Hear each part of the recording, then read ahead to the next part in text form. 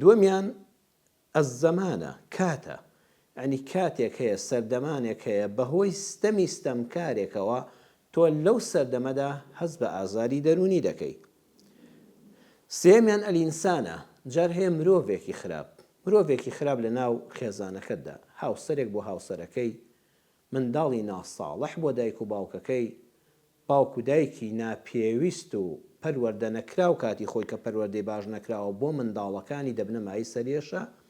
ئەمە بەهۆی مرۆڤێکەوە، جار هەیە بەهۆی دراوسەیەکەوە، دراوسەی دوکانەکەتە، دراوسەی ماڵەکەتە، دراوسەی کێڵگەکەتە، دراوسەی مەزرعە و باخەکەتە، گرفتت بۆ دروست دەکات، تووشی دڵتەنگیت دەکات، تووشی ئاژاوی دەرونیت دەکات. ئەمانە هەمووی لە قورئانە پێمان دەفەرمێ بەهۆی ئەم سێشتەوەیە، یان بەهۆی شوێنەوەیە، یان بەهۆی کاتەوەیە، یاخود بەهۆی مرۆڤێکەوەیە، تۆ تووشی ناڕەحەتی دەبی.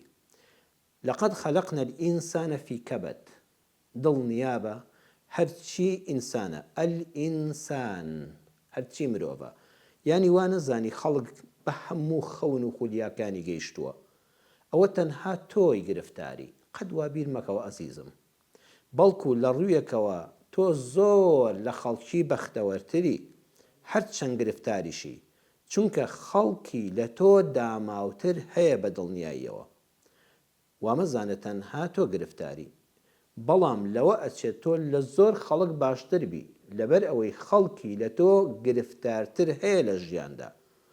ئەجا پاشان کە تۆ گرفتاری ئازاری دەرونیت هەیە، ناڕەحەتی ژیانت هەیە، ژانت هەیە، دڵنیا بە چەند خێرێکی تێدایە. یەکەمیان تا دوای ماندووبوون، ئازاری ماندووبوون نەچێژی نازانی پشودان و خۆشی چ بەرەکەت و خێرێکی بۆ ئینسان تێدایە.